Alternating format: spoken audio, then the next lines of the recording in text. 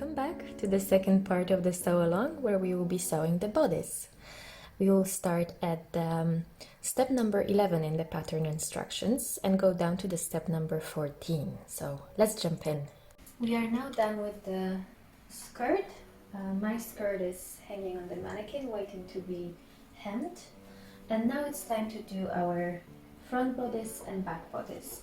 I will start with the front just because it was more handy, and we will sew our darts together.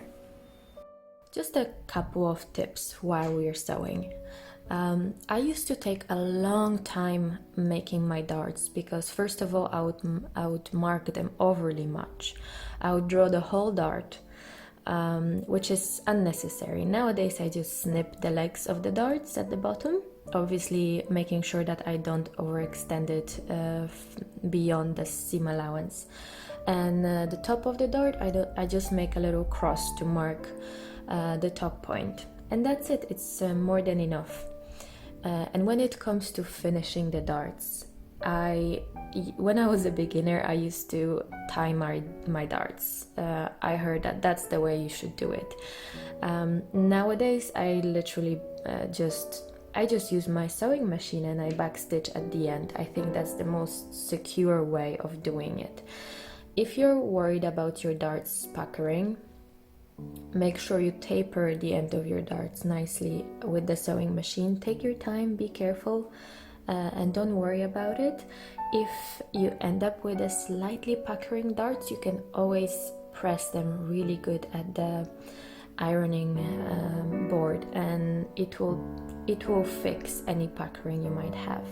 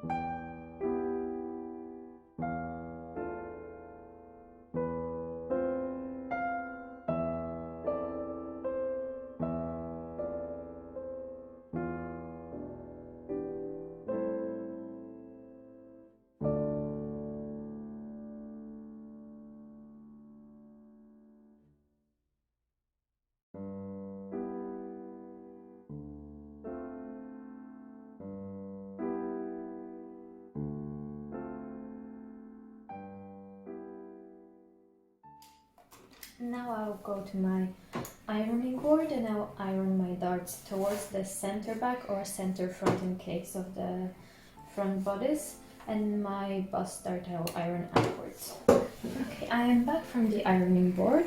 I have all my beautiful darts ironed, and now I'm going to attach the front bodice with the back bodice right sides together. I like to start at the shoulder seams.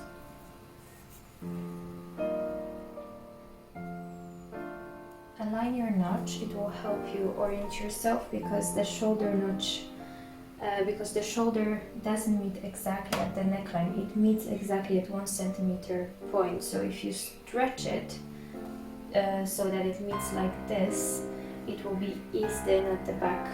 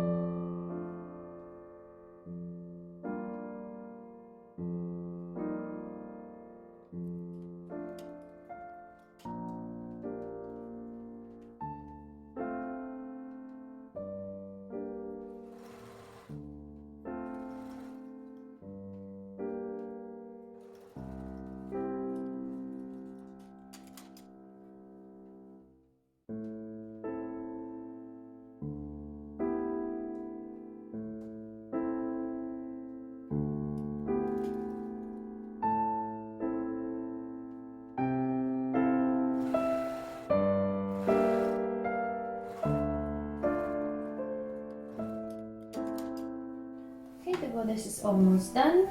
What you can do now is go to the ironing board and press your seam allowances open, or if you're working with a very fraying fabric and you're worried about it, or for example if you decide to skip the lining, you can totally do that, but then please overlock those pieces and then overlock them together and press them towards the back. I'm not going to overlock them, I'm going to press them flat, all side seams and shoulder seams, and then I'll meet you back at the sewing machine. Before we begin the last part of the sew along, which is the step number 14 in the pattern instructions, I'll just quickly jump in and let you know that I had to re-record this part because it turned out that I covered pretty much everything with my hand while I was recording the first time. So in case you're wondering why this dress looks differently, it's just because I had to use my mock-up dress to record the whole step once again. In this step, we are attaching piping to the armscye. So align your piping with the armscye, making sure that the cord is facing away from your armhole and towards the bodice. I like to use a zipper foot for this step, just to get as close to the cord as possible while also sewing in a straight line. As you have seen, I start sewing at the side seam of the bodice, just to make sure that the part where piping overlaps will be nicely hidden by your arm when you're wearing the dress.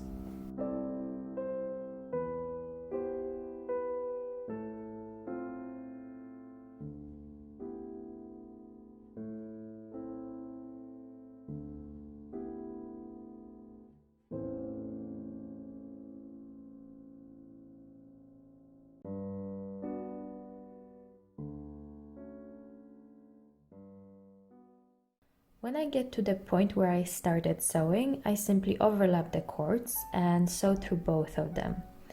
Also, I make sure that the ends of the tape are facing towards the seam allowance, so they will be hidden in the lining once we're done. All you have to do now is clip the excess tape and repeat the step on the other side.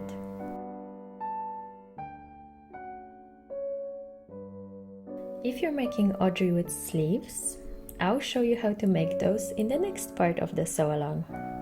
So stay tuned and see you in the third part.